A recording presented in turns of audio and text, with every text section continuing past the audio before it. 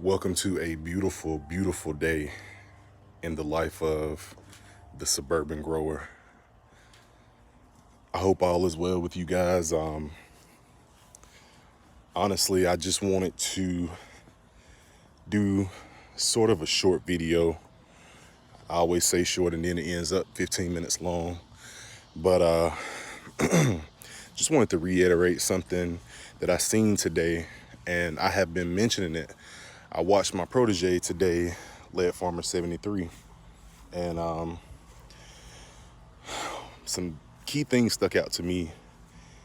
He had a 2.5, 3 hour video. I couldn't watch all of it, but some of the things that I took from it were try your best to do nothing to your trees whenever things are going on with your trees.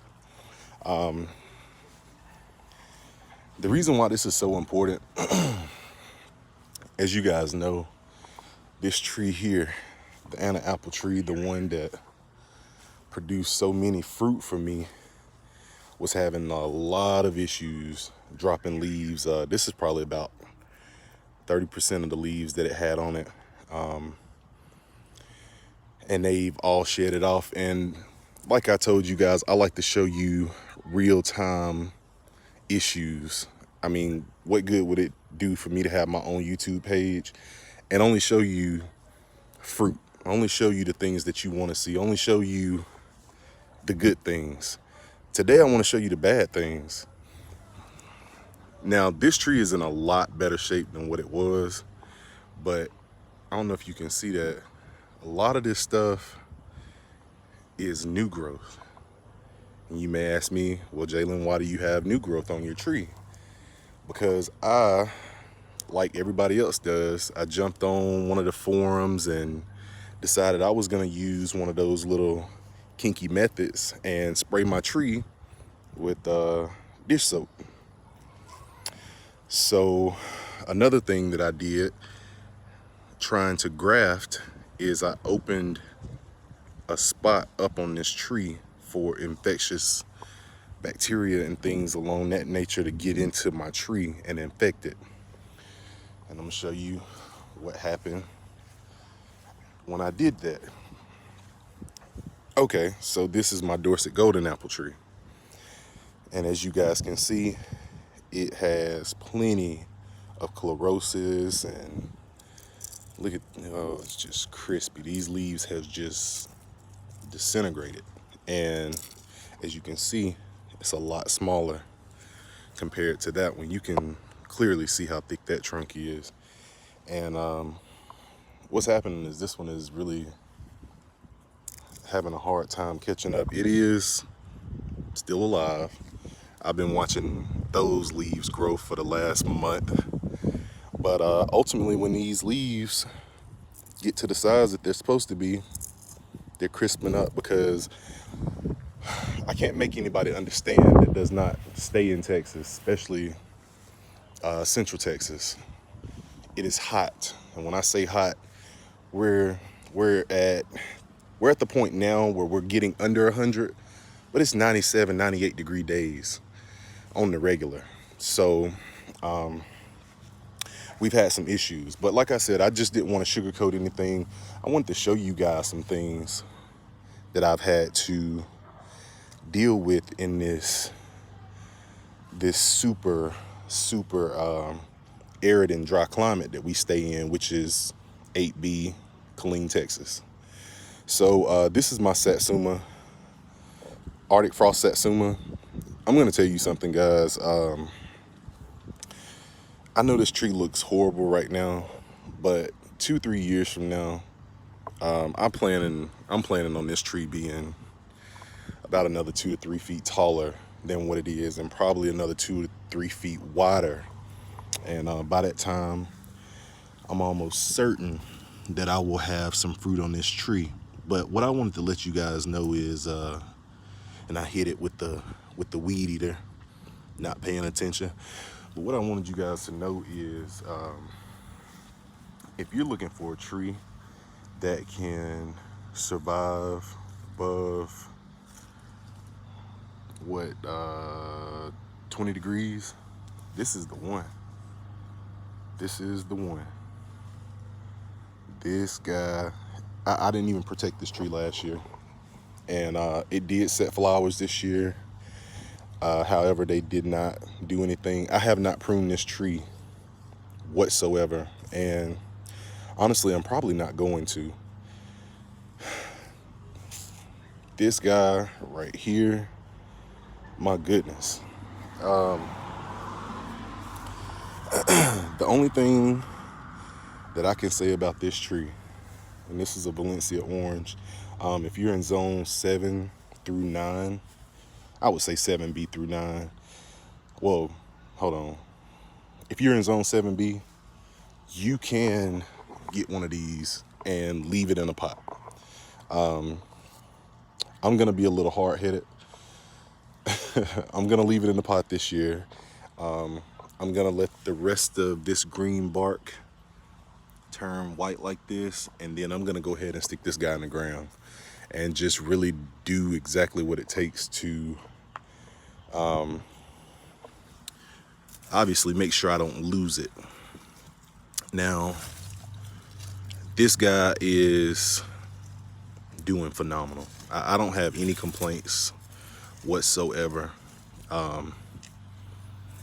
This is all of that composted stuff that I had in there. I just put some, what's that stuff called? Coffee grounds on it. So we're good to go. Hey, how you guys doing? All right. So this is the other one. This is my Meyer lemon, and what I'm looking at is this guy is going to be in the ground for its lifetime. So what I'm looking at right now is really just trying to get this tree established, battling back and forth, trying to decide whether or not I should take these lemons off and just let it do its thing, because I'm gonna tell you guys something. This guy, I don't know if you guys remember the videos, but it didn't have any lemons on it whatsoever when I bought it and put it in the ground. Now, there are 3, 4, 5, 6, and 7, and 8. 8 lemons on this tree. And just a comparison now, these came on in about April. It flowered in April, so you look at that size. This guy already had lemons on it. This guy already had lemons on it whenever I bought it. So that just goes to show you, whenever these guys get put in the ground, they really do go crazy. Now, I did have another one on the other side, and we'll get to it, that I cut one probably about that big. Let me tell you guys something. This is probably the best lemon I have ever had in my life. The Meyer lemon. It is sweet. Like this, to say that you can eat a lemon like a piece of orange, I don't think I would be lying. I really don't. It is sweet, it's tangy, and it's good. I didn't even see that one. But what I'm thinking is, I want to get this one and the one that's on the other side of the house and put them where I had my blueberries. Now, my blueberries, they just didn't make it. I went ahead and took them up, but I'm gonna go ahead and treat this soil and amend it, because I'm telling you guys, we stay in a desert. The only reason you can see that darker color is because I put some coffee grounds out here. But look at that. So I'm gonna put a Meyer lemon here and a Meyer lemon here. Well, I really can't confirm that just yet, because if I really just be totally honest, I want another Satsuma. So we'll see, but let's go ahead and get out here. Know every time y'all see my grass, y'all probably say, why don't you cut it? But it is so hot, man. If I cut it, I'm scared it won't come back. Now, here are my pomegranates that I grew from seed, man. And this is probably the only thing that I have grown from seed. And these are individual trees. So 1, 2, 3, 4, 5, 6, 7, 8, 9, 10, 11, 12, 13. The reason why I just kind of put them there as a cluster is to fill up this void that I had, because as bad as it is for me to say this, I had Calamunden orange trees up here as 2-year-old trees. So that wasn't very promising. These guys are super hardy. This is the wonderful pomegranate. If you want something that's shrubby or bushy, get you one of these, man. When I bought this one, this is the, I forgot these got spikes on them. It looked like that. That's all you could see. This limb and that limb. It's been in the ground 2 years, voila. I don't suspect that I'll get pomegranates within the next, for sure 3, but I would think 2. So I'm just gonna have to wait and see what everything is gonna do. But I just wanted to show you guys, like, yeah, it's cool to show you trees that have fruit on them and stuff like that, but when it all boils down to it, this is what nobody gets a chance to see. This is what nobody gets a chance to see. Everybody wants to see the fruit, but this is an absolute blessing, the fact that this tree has made it through sunburn, sun scald. Look at the tree itself. That red, it's almost sunburnt. So I'm gonna have to get some paint for this guy. But whenever I bought this tree was this tall. Whenever I put it in the ground. Now look. So 2 or 3 years from now, I can expect to be standing in the shade. Most definitely standing in the shade. And this is my Bartlett pear tree. I'm just really surprised that it did as well as it has. Like I told you guys, it tried to flower, and I came to find out that that is due to heat stress. What a coincidence. So this side of my house is the south side, and as you can see, you could easily have sun issues going on out here in Texas, but it held on. Brown turkey fig next. No, I'm just playing, but I'm actually proud of this guy. I don't know if you can see down in here, it got ran over by a lawnmower that I was trying to sell, and I wanted to act out when the guy ran over my fig, but it has come all the way back out. So only thing that I don't like about it is now it's gonna grow kind of independent from the way that I wanted it to. It's just 3 leaders just growing out the ground at this point because it got cut all the way back down. And I didn't realize this root system was as shallow as it is. Look at that. Okay, so no biggie. Go ahead and get some more dirt and put that on there. But this is a brown turkey fig. It has been in the ground for 2 years now, and I bought this as a $7 bush. I mean, there was one leader on here just like this one, but it was probably about that tall. So it's growing, and believe it or not, they love this arid heat in Texas.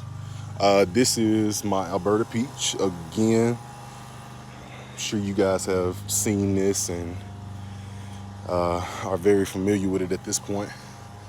It has, I can comfortably say that this tree has made it.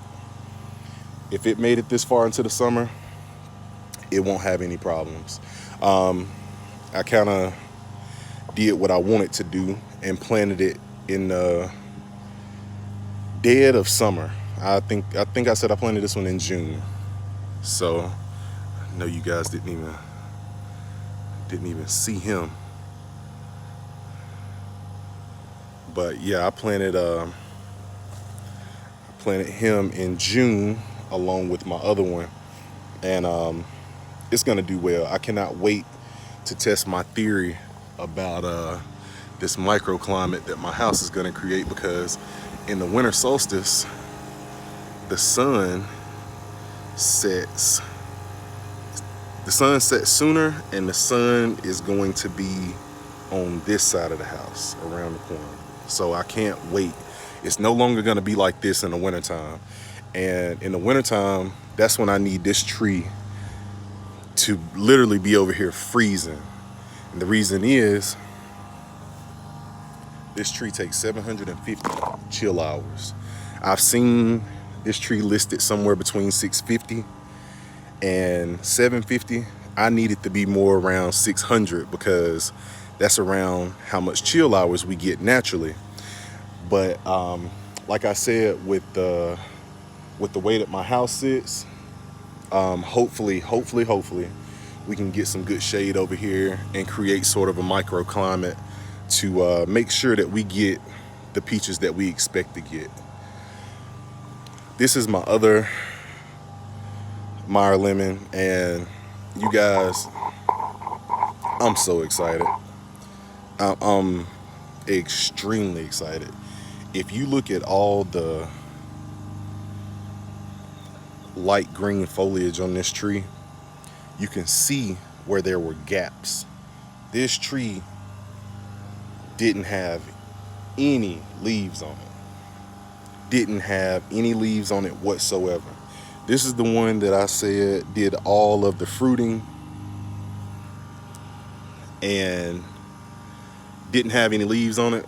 Honestly, I should have pulled every lemon off of this tree, but I didn't. I just let them hang on. As a matter of fact, I took 3 of the smallest ones off, and we still have 3, 4, 5, 6, 7, 8, 9, 10. So we're gonna have some regardless, because anybody who owns Meyer lemons, or any kind of citrus for that matter, there aren't any flowers on the tips of these branches. And if you have citrus, you know exactly what that means. There are going to be lemons all over this tree. I can't wait to get this tree in the ground. And I just wanted to show you guys this. This is composting gone bad. This is our tomatoes and all kinds of stuff. You can see the ground up eggshells down there, which that stuff is good. Very good for this tree. But I'm gonna let this guy go through the winter. Obviously, we're gonna enjoy our lemons and let it harden off. And from that point forward, we're gonna go ahead and get this guy in the ground, because it actually has the shape of a tree. I mean, it's kind of off on its rootstock, sideways and stuff like that, but this is ultimately gonna have the shape that I want going forward. We just got to give this little thin branch time to catch up with the rest of it and harden off. Last but not least, our Saturn donut, and it's okay. It's going to hurt my feelings, but when winter comes, I'm gonna probably have to take this off. Come on, man. Hey, Sachi. He is so excited. So we're gonna have to take this off so that this tree doesn't bend like that whenever it has peaches on it. But that is pretty much it, you guys. My dogs aren't gonna let me go in the backyard today, so I'm gonna go ahead and cut this video short. You guys, this is pretty much a getting to the end of summer tour, and we never seem to really get to the end of summer. We only have 4 seasons. It's what is it? October, November, December, and summer. Those are our 4 seasons. So we're about to enjoy the rest of the summer, and I just wanted to show you guys what's going on and kind of make everything real, because we always show you fruit, we always show you the good things, but I wanted to show everything in its entirety. So it's Suburban Grower, and I'm out.